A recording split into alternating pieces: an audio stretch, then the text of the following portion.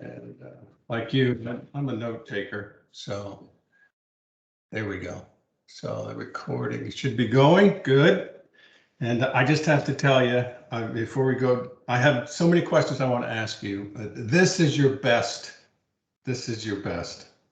Well, thank you, sir.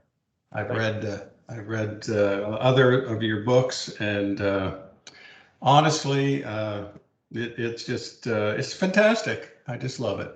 So, well, thank you. Very kind. Very kind. It was really a bit of an experiment. You mentioned the earlier books, and for those that have not read my previous work, or maybe even for those that have, this is a total departure. You know, all of my previous books were the business fable. And I had friends, colleagues, and publishers that said it was time to write a more traditional book. Some of them said a real book, but let's call it a traditional book. And so it was my first shot at what might be perceived as a more traditional book. And I'll tell you one quick thing that really excited me about this. And again, you've read the previous work. The genre of the business fable does not lend itself to a lot of tactics. In fact, the publisher kept telling me early on, you're not writing a field guide. He said, you'll destroy the story with tactics. He said, you need to write a field guide. So you may or may not know, years ago, we started writing field guides because in one of my books, they made me take out 75% of the content. And it had to go somewhere. And it was the stuff that I thought leaders really wanted and needed. And so when they said, you're going to do more of a traditional book, I said, does that mean I can put tactics in it? And they said, all you want. And so you probably noticed 8 or 10 chapters just full of tactics. Those are the things that would historically have shown up in a field guide if I was just telling a story. So I'm glad you liked it. It was, as I said, an experiment. And it was a little more challenging for me than writing the fable, but we got through it. yes. So as you think about going forward, do you see yourself more in this direction or more back into the fable direction? Well, the next 2 books are going to be traditional business leadership books. That commitment has been made. Although I do believe, and I think the publisher would agree, that the fable reaches a market and a segment of leaders. And so there have been some early conversations about taking the concepts in smart leadership and actually doing a fable, which is not unprecedented. You may remember Cotter, when he did Leading Change, he came back several years later and did Our Iceberg is Melting, I think is what he called it. And it was just a fable version of the core content. So I'm not going to rule that out, but the next 2 books are going to be traditional leadership books. Yes. I'd love maybe later, I would love to delve a little bit more into the writing and this passion for writing. But by the way, I don't know if you can see that or not. I do see that. Where did you come by that? Well, I'm friends with Josh Grote, or developing a relationship with Josh, and probably do a little bit of work with their team over there. So we'll see. But right now it's a friendship, and that's fantastic. Good, good. Well, it is great to see you. How have you fared the last 24 months? Well, thank you. Well, I'm an introvert, so the being at home doesn't. I love to be home. I don't really. I love people. I love being at events. I don't like traveling, but right. So I like arriving. Right. Well, interesting, the whole travel thing. I am in West Palm Beach in a hotel room somewhere near the city. I'm meeting with John Maxwell tonight. We're inviting him to an upcoming meeting for our people, and I'm here with some local operators. We're going to spend the evening with John. But the travel part made me think about that because I actually have not been traveling. Back in the day, I traveled a lot. And so I was actually trying to navigate my way through the airport yesterday. And okay, I think they've moved some things around, or I've forgotten how to do this. And I'm thinking, I'm chasing 2 million miles. There should be some muscle memory here. But thankfully I made it and found my hotel last night. So here we are, back on the road. I still have my status, which I love, but I'm afraid I'm afraid I'm gonna lose it here in the next year or so. Well, I don't know about that, but I will say this. I learned that your pre-check will expire. So I had to re-up my pre-check because I went to the airport and they said, you don't have pre-check. I said, sure I do. And they said, no, you don't. So I didn't know that had a expiration date on it. Yes. How was your wife and son? We're really thankful, doing great. I've got two sons. They're both doing fantastic. Um, Again, just trying to navigate what the rest of the world is sorting through with the pandemic. Justin, my oldest, you may recall, runs an organization in Africa, an AIDS relief organization in Africa. And so they've had to do some things differently, but it continues to thrive. Awesome. Awesome. Your other son has some special needs, and I know your wife spends a lot of time with her. I Yes. think of you often in that regard. Well, thank you, sir. Yeah, David is our youngest, and again, he marches to his own drummer. We just try to hear the beat, and he seems to be doing fine. But thanks Yeah. for asking. Yes. Well, I'm glad. I know it's I don't know. You don't. We had friends who had an autistic child, and you look at it from the outside, you don't have the grace to deal with it. It's a little different, but so you think, oh, that's a burden, but they just love that kid. And sure, it's a lot of work, but I know it's a lot of work for your wife. Uh, Yeah, anyway, she's been a trooper for yeah, sure. yeah. So tell me, I wanted to ask you this question before we get to the book. I wanted to ask you this question about, I think there's trajectory in our lives and in our leadership. Sometimes we kind of trend downward, then we trend upward. And I'm just curious about that tipping point of when a downward trend starts to shift direction, and the trajectory moves up. Think about your own life for a minute, and what has caused the shift in trajectory for you? Well, I have tried to the best of my ability not to allow that shift to take place. I've tried to continue to gain momentum, energy, influence, and I think a defining moment for me. I have known a lot of people who've entered my stage of life who have downshifted, or call it what you will, transition. And I made a decision several years ago that I wanted to be gaining speed when I crossed the finish line. I I I had heard that Usain Bolt, one reason he was so effective as a sprinter is that he was gaining speed at the finish line. Now, I'm not actually sure that's true, um, but I think that's the word picture that I adopted several years back. And I said, what do I have to do? Actually, I guess I remember this because it happened about 4 years ago. I asked myself and my coach, I said, I want to think about what I've got to do in the next 4 years to have more impact than I've had in the previous 40. And so just asking myself those types of questions, I mean, the jury's out and I'll do all I can and trust God for the difference. But I'm not gonna throttle back. I'm gonna put on the accelerator, because even when I leave Chick-fil-A, I don't see that as retirement. I see that as transitioning to my next chapter of influence. And so I'm already giving a lot of thought to that. And again, what do I do to continue to to gain energy, gain momentum, just try to make a difference in the world? Yes, yes. What is it that causes some people to want to sprint to the end and other people to drift to the end? Because, and honestly, you don't have to be older, you don't have to be near retirement to drift to the end. I know people who are drifting right now, and they're just young people, Yeah. 25, 30, 35 years old. Well, this is you love to see everybody have passion, but not everybody does. What comes to mind when I say that to you? Yeah. Well, first I need to play my I'm no psychologist card, because I mean I know there's deep seated things there.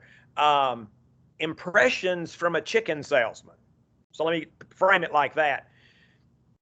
Those are the men and women who I think don't have a clear and compelling sense of purpose. And if they do, it's not big enough to pull them.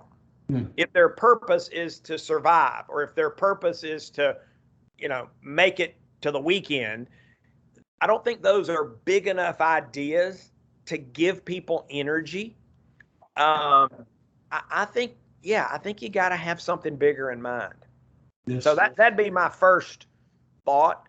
Maybe one more thing, and this would apply more to men and women later in their careers as opposed to the early folks. I think another reason some people coast is they're just worn out. Hmm. Hmm. And I think they haven't led in a sustainable fashion. And honestly, I feel like I've battled that because I think I've been on the edge for a long time of running really, really hard. And I think at some point I had to come to grips with I'm just tired. I don't want to coast, but I'm tired. And I've begun making changes in my own life again several years ago because I said I don't want to limp to the finish line. And I started trying to get more sleep. Just that was one very practical and tactical thing. I said because I know leaders who don't have the physical energy to lead. It's not even a passion question.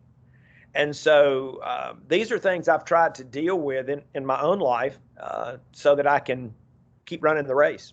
So I've always been surprised by people who are so busy, but they're not exactly sure what they're doing. You know what I mean? It's the tyranny of the urgent. They come to work and boom, boom, boom, and it feels good. That's the seduction of it. It feels good to like busy, busy, busy. But after a while, you turn around, you wonder, what in the world have I really accomplished? Yeah. And I don't know if you want to go there or not, but that's actually how we start the book. I mean, the catalyst for the book, part of what I've done for 20 years plus is I've tried to see what are the current and emerging needs that I see in the leadership world. And that has really guided the work that I and my team have done. And several years ago, this is pre-pandemic. It felt to us like more leaders fit that description that you just offered. Really, really busy, but not making much progress. And we said on the surface, we think they've probably confused activity with accomplishment. But we said we think it's bigger than that. We think it's deeper than that. And our preliminary hypothesis turned out to be true in part that there's a lot going on: busyness, distractions, complexity. I mean, the statistics, even pre-COVID, were staggering. Just a couple for context. A study came out of Harvard that 72% of the working week of a CEO is spent in meetings. Now, I'm not anti-meeting, but I really hate meetings that aren't productive. And my sense is, from my own experience, probably 3/4 of the meetings we attend are not particularly productive. And so you've got that busyness. You've got a text at 94 a day. You've got 2,617 times the average person clicks and swipes and does something on their phone. They open their phone 150 times a day. Distractions every 3 minutes in a workplace. And again, the psychologists tell us it takes 20 minutes to regain your focus. Well, what does that mean? If you're distracted every 3 minutes, you go through the entire day having never actually been focused on your work. So all of this stuff was happening. That's what we sensed. So that's why I say our hypothesis was partially correct. We thought that was the problem. We thought the quicksand was the problem. And what we decided is you and I are the problem. The leaders are the problem. We're the villain in the story because we have the opportunity to extricate ourselves. And so the book ended up focusing on the men and women who have gotten out of the quicksand and for the most part stay out of it. I'm not saying that they don't occasionally slip, but they know how to get back out.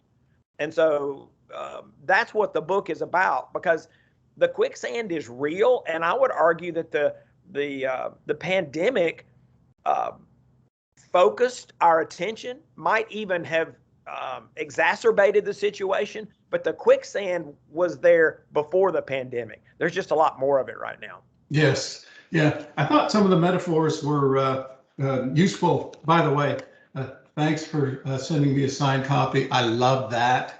Actually, seriously, it probably feels funny. You know what I mean? I remember I don't even have a book officially, right? And I've had people ask me to sign other people's books. And I remember the first time it happened, it was like, it was my response to the person was really embarrassing. You know what I mean? It was like, I think I made them feel like an idiot, and I'm still embarrassed about that. Now I just sign and go away, you know. But the other thing I love about the book was, you know, so the illustrations. And as soon as I got to page 29, you know, and I saw a little illustration there of the, you know, the 4 things that you're going to talk about, I'm sold, right? Well, Because thank you. structure means so much to me, right? And I'm thumbing through the book, which I have read, by the way, word for word to the end. And you have, you know, nice little headings and short sections, and I'm all about it. I got the attention span of a chipmunk on steroids. And, you know, so it worked for me, that's for sure. Well, thank And you. of course, the 4. Talk to me about the things. First of all, what are the 4 choices? But I want to hear what your favorite is. You know, where you like to talk about the most. Well, so let me do a small bridge for those that have not read the book. So if quicksand is not the problem, and some leaders have figured how to get out, what is the mechanism that enables them to get out? And we believe it's our choices. A little sidebar, and I reference this in the book. I am excited about a project I've got going right now. We're turning some of my early content into graphic novels. And I'm working with the former creative director at Marvel, and it has been so fun to do that work. And as we were actually creating the stories and we were talking about superpowers, it struck me that every human being has at least one, and it's the ability to make choices. And so we started pulling on that thread, and we said, are these men and women who have escaped the quicksand, are they making different choices? And that was the key that unlocked this whole mystery for us, because they don't have different skills. The fundamentals of leadership are the fundamentals of leadership, whether you're in the quicksand or whether you're on the higher ground. And so it said it can't be that they cast vision better or they build teams better. We just didn't think that was enough of a difference. And so with that in mind, our big idea was it's our choices that determine our impact. So we had to then go and figure out, well, what are the choices? Because obviously all choices aren't created equally. And we did distill it down to 4. They're not the only smart choices that a leader makes, but they are the ones that'll get you out of the quicksand. So my favorite is really tricky. First of all, run down through the 4. Okay. The first choice is to confront reality. That you need to be grounded in truth so that you can always lead from a position of strength. And we can talk more about that if you'd like, but that's a choice. And a lot of leaders don't make that choice for any number of reasons. The second choice is to grow capacity. You've got to be able to meet the demands of the moment and the things you don't even know about yet. But capacity is a real thing. Personally, individually, organizationally, you got to have capacity. The third choice is to fuel curiosity. It's how you maintain relevance and vitality in a changing world. People have often asked me in one form or another the question, is there a leadership fountain of youth? And I didn't know. But I wanted there to be one because, again, I want to have influence and add value until my last breath. And I think this is it. I think curiosity is our fountain of youth as a leader.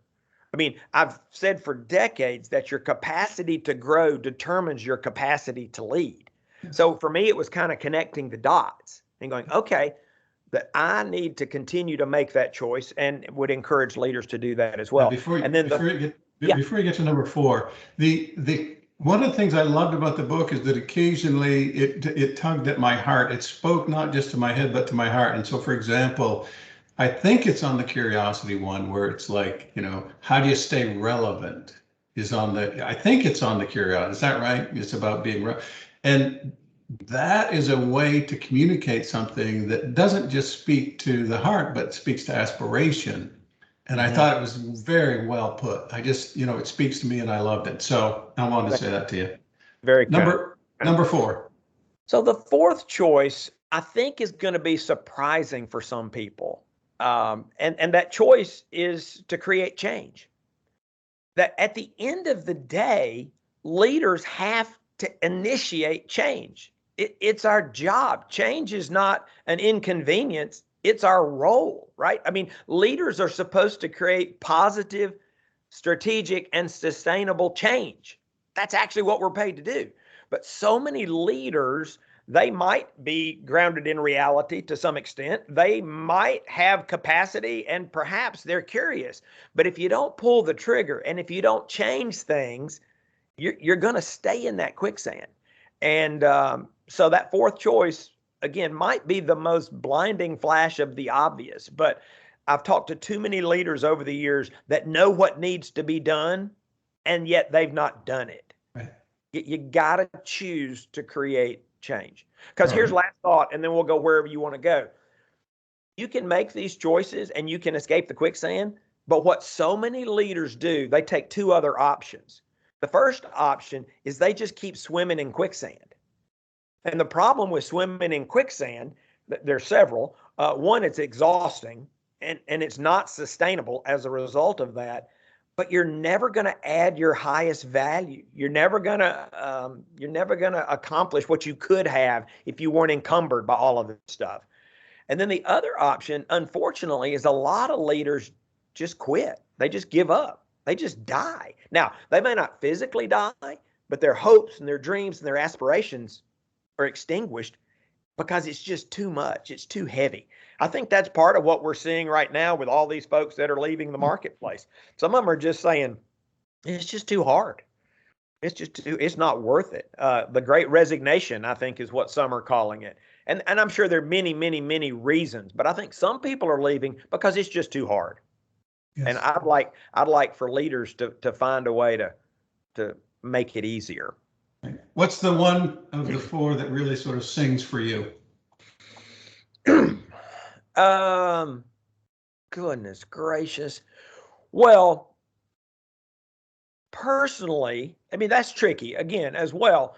I have intentionally cultivated curiosity. I've made that choice. I'm not a learner by temperament, by personality or strength finders, right? Learner's not in my top 5. It's probably not in my top 25. But I made a choice about 40 years ago because I began to understand that your capacity to grow determines your capacity to lead. So I just said, if that's the way the world works, I'm going to make that a priority. And so that was probably my earliest revelation as a young leader, as you think about the 4 choices. So that's probably the one that's closest to my heart. Yes. Well, it reminds me of one of the stories in the book where Truett, you ran into Truett as a young employee at Chic-fil-A, and he said, what value do you bring, or something like that? Was that it? What was your answer to that? Well, it was Jimmy Collins, who was our president. Oh, that's right. It was. By the way, I have talked to Jimmy and have his book, Followership.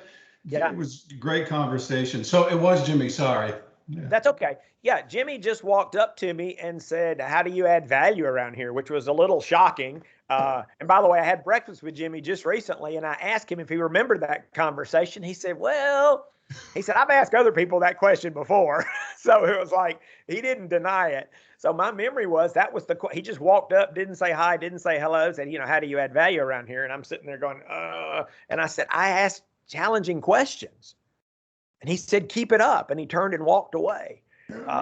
So I said, okay, I'll keep doing that. And my colleagues would tell you, I'm still asking challenging questions. Yes. Well, I noticed the book feels fairly leader-centric. And in these days, there's this collaborative leadership style. There's this, And it makes me think Jim Collins, when they set out to write Good to Great, they weren't really looking for a leader-centric sort of model, but they came away with a leader-centric model. What's your take on, collaborative leadership, this leader-centric approach to, organizational life? And I know that you're not, the big ego leader guy that has to have all the answers. So that's important to say. But the book has this feel of like, you know what? The leader is really, really important, sort of like a spark plug in the engine. And, it seems leader-centric. Well, it is leader-centric. It is for leaders, about leaders. We interviewed leaders. We talked to leaders. It is for leaders. And let's just take your analogy, the spark plug. The leaders are the spark plug. They're not the engine. You can't go anywhere with just a spark plug, but the engine won't start without a spark plug. Organizations don't drift to greatness. Teams don't drift to greatness. Leaders call people to a preferred future. And that didn't make leaders better than anybody else, but it's their unique role. It's the spark plug that sparks the engine. It doesn't mean it's more important, but it's a critical part. Now you could say, well, the fan belt is critical. Well, sure it is. I don't even know all the parts of the engine, the battery. Well, sure, they're all critical.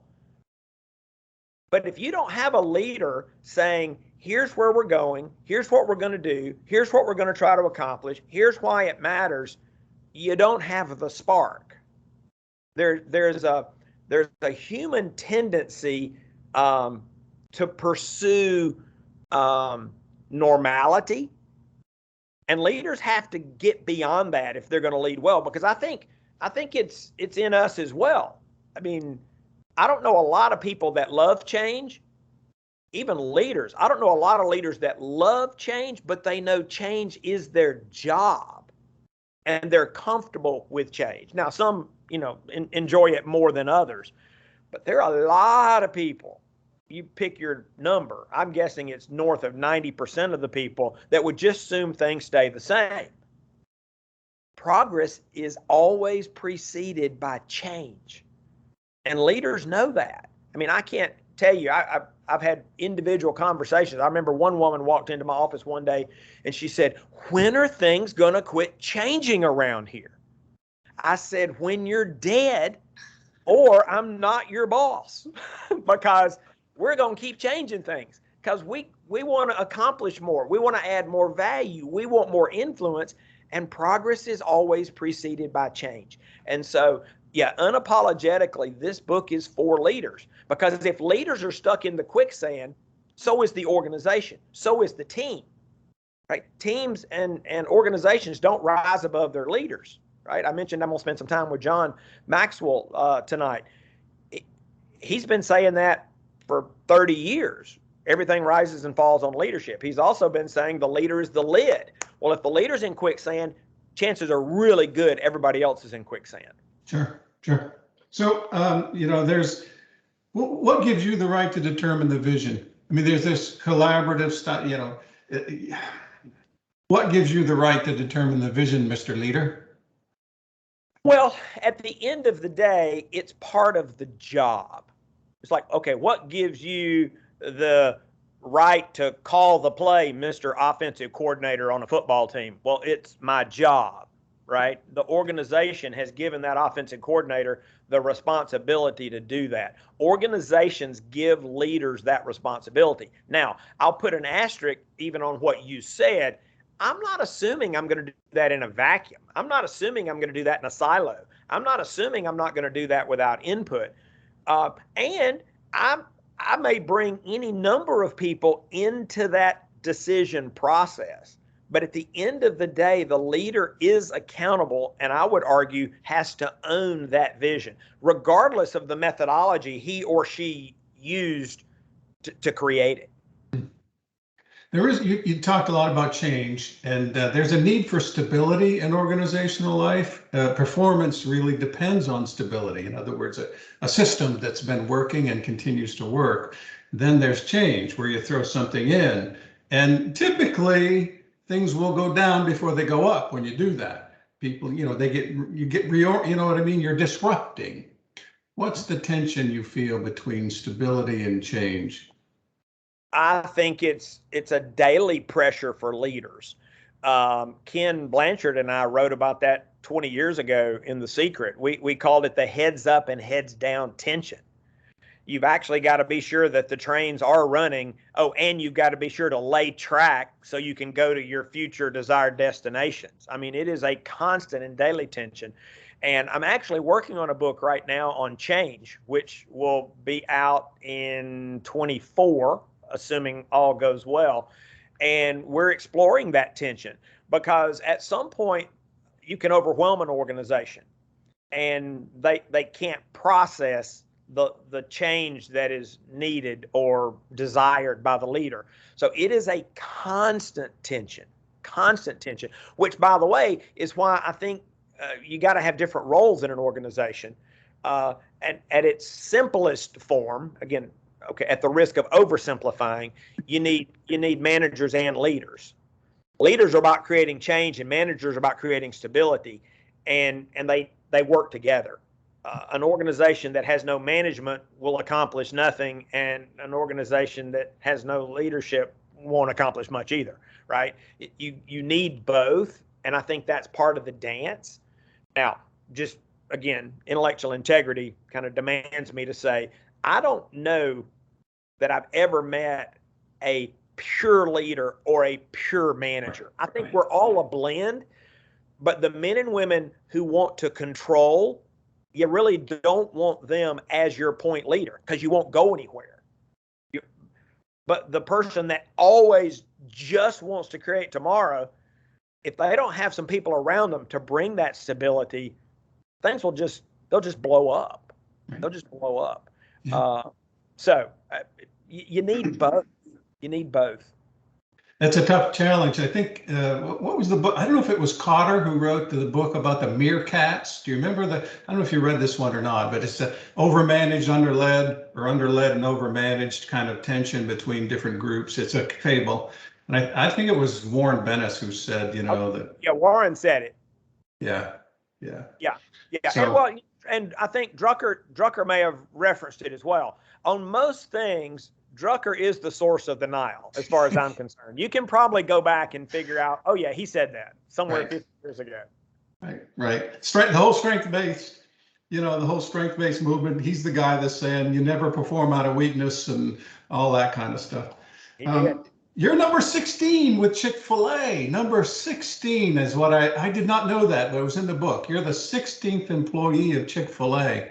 What in the world? What are some of the pivotal moments for you at Chick-fil-A over 16 from being number 16?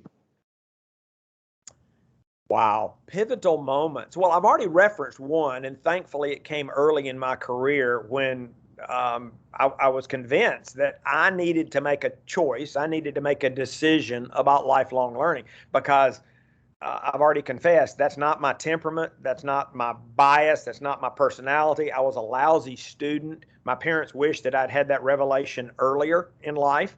So that was probably the defining moment.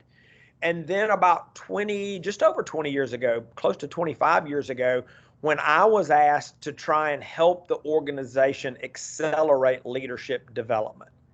And I put together a team of really smart people and said, hey, guess what we get to figure out?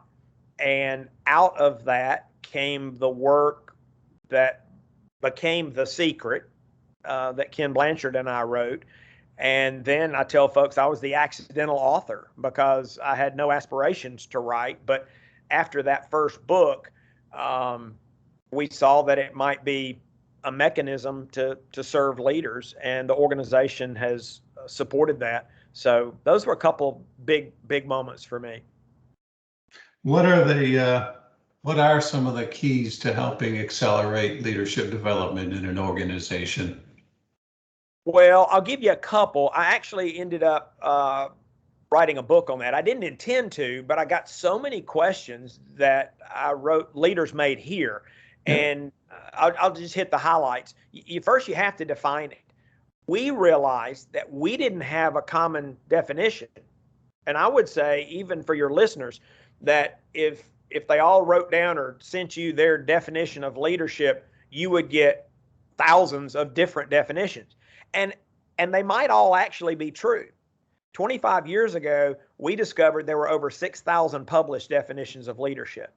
But if you want to accelerate leadership development, when you're sitting around a table with people who have that shared aspiration, if they don't agree on what it is in tangible, practical ways, then you're never going to have synergy. You'll probably end up working at cross purposes. So you have to define it, and it begins there. And that's the work we did, as I mentioned, that became The Secret. It was our point of view on leadership. Just real quick, I'll give you the others. The second thing we think you've got to do is you actually have to teach it. People have to understand what your definition means in the real world. You've got to give people an opportunity to practice it. Most of what people know about leadership, they learn from leading. And we have a tendency, I think, as many organizations do, when you're faced with a problem to solve or an opportunity to seize, you put a seasoned leader on it. Well, I understand that logic to a point, but you're not preparing future leaders. And so we have to pause. I think it's advantageous for any organization to pause when they have that problem to solve or that opportunity to seize and go, who would benefit from this project, this assignment, this task? And it might, in fact, be an emerging leader. The fourth thing that you actually have to do is measure it. If you want a leadership culture, you got to measure it. And that's a whole nother conversation for another day. Let me quickly say, I don't think there's a metric. I don't think there is a fixed scorecard, but I think you need to measure your progress on the journey, and every organization does that differently. And then finally, your existing leaders have to model it. If you're advocating servant leadership, as an example, and your leaders aren't striving to be better servant leaders, then you can forget creating a leadership culture. It's that people always watch the leader principle. So those are the things that we've tried to do that I ended up writing about in that book. But I didn't plan on writing that. After we did The Secret, people started calling me and asking if I'd come talk to them because they read the book. And I said, well, if you read the book, you don't need me to come talk to you. And they said, no, we need you to come. I said, what do you want me to talk about? And they said, we want you to tell us what's next. Well, it was so crazy. I started getting the same calls within Chick-fil-A because we had naively thought if we told everybody what leadership looks like around here, then we're done. And what we learned is, oh no, that's kind of step one. So that was part of our journey as an organization as well. Yes. So if you want to accelerate leadership growth in an organization, make sure you agree on the definition. That's the first step. That is one of the things I love about all your books, this latest one, Smart Leadership, is you're not really trying to be the smartest guy in the room. And that is, to me, so refreshing and so important, right? Simplify concepts. We don't have to be profound. You know what I mean? It just has to be clear. Yeah, my belief is if you're the smartest guy in the room on a consistent basis, you're in the wrong rooms. I want to be in rooms where there are a whole lot of people smarter than me. In fact, somebody asked me a while back about my philosophy of work, and I went, well, that's an intrigue. I love great questions. I'm going, what is my philosophy of work? And I said, well, I think it's to assemble the absolute smartest people I can find and get to work. And which is one reason I wrote in the book, I really like working with consultants. Not that we don't have smart people, but I love smart people who bring fresh eyes. Yeah. And so I love bringing in consultants because I think we can all get smarter and do even better work when you bring more smart people to the table. Yes. You talked about purpose as the fountain of passion. And I wanted to swing back to that and just ask you about your purpose. What's fueling your passion? What is your purpose? Well, what fuels me is the whole idea of encouraging and equipping leaders. I want to help them change their world, and I think they can. I don't think they have to change the world, but if we can help them change their world. I've had clarity on that for a long, long time. It's that's kind of the sweet spot between the things I'm good at, the things I've learned, the experiences I've had, and I actually think it's why I'm on the planet, is to encourage and equip leaders. And I'll do that any way I can. I mean, love talking with you, writing books, doing talks, mentoring. It's like I'm not even probably strategic enough at this point. It's like, okay, if I can help leaders, I want to do it.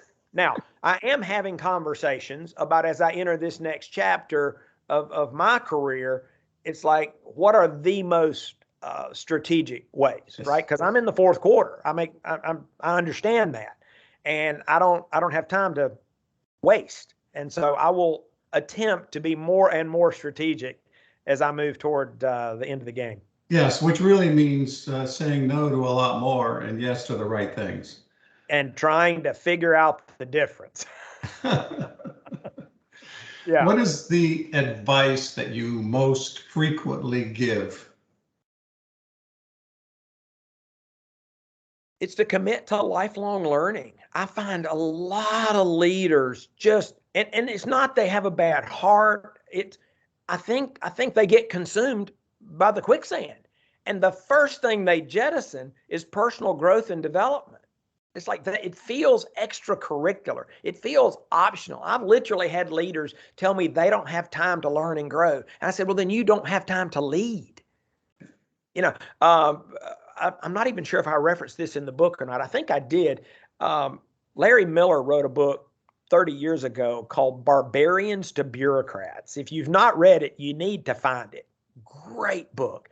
And he mapped the rise and fall of 21 civilizations. He took Toynbee's work and he mapped it with organizational rise and decline.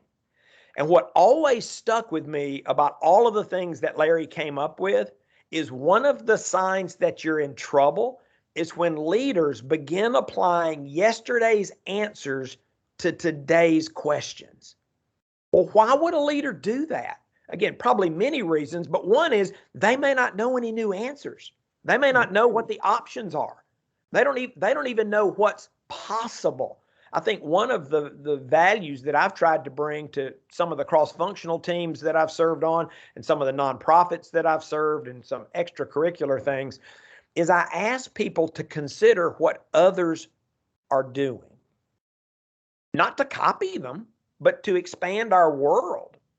You would be surprised how many meetings I'm in when people don't know what the current best practices are in the for whatever. And again, I think we very easily and quickly can fall into this trap of going, well, this is what we've always done, or this has worked in the past. And I think we can just get left behind. And so I would say that is probably the message that I give the most to broad audiences. And then the second, I'm going to give, you didn't ask for two, but it's this whole idea of guarding your heart. I think that 90% of our success or failure as a leader emanates from our character. And I don't know that there's enough time, energy, effort, focus, reflection, and hard work on our character as leaders. And so I'm encouraging leaders to be really careful. Most leaders who stumble, fall, and even fail, I don't think it's a skill issue. It's generally a heart issue. So I think those are the two themes, if you look at the last 25 years, probably of my leadership journey. Yes, thanks for that. By the way, I love you talking about the fresh eyes and, best practices. I always love when I ask a question and someone says, I don't know, because my next question is, well, who might know? And that's the project. You know what I mean? So leave our conversation, go find 3 or 4 people who do know and find out what they say about it, and then come back and tell me. Yeah, I'll tell you a fun extension of that, because I've used the very same question. I'll say, and this was somebody taught me this, they said, who is the best in the world at X? And then go talk to them. That's how I've ended up meeting with a lot of great leaders in a lot of great organizations, not even because I knew anybody there, but because our research revealed that they were really, really good at what we were working on. We pick up the phone. This is maybe, some of this is before you'd send them an email, because I like to talk to people. And I'd say, hey, I'm Mark and we sell chicken, and I know that you're really good at XYZ. Can we come see you? You'd be shocked at how many of them say yes. Yes. Well, you talk about, I think it's Grazer and his curiosity conversations, which, by the way, his book on, I agree with you, his book on curiosity is must reading. But he talks about this too, like once or twice a month, get with somebody that you have never been with before and have this, just learn from them, just have this conversation. People love to share what they know. That's right. That's right. Yeah, it's an underused strategy for sure. Right. What's a question I should have asked you today? Well, you're not finished, so I'm assuming you were going to get to it. But what's next? I've got at least three exciting projects. I've already mentioned the graphic novel. I'm jazzed by that.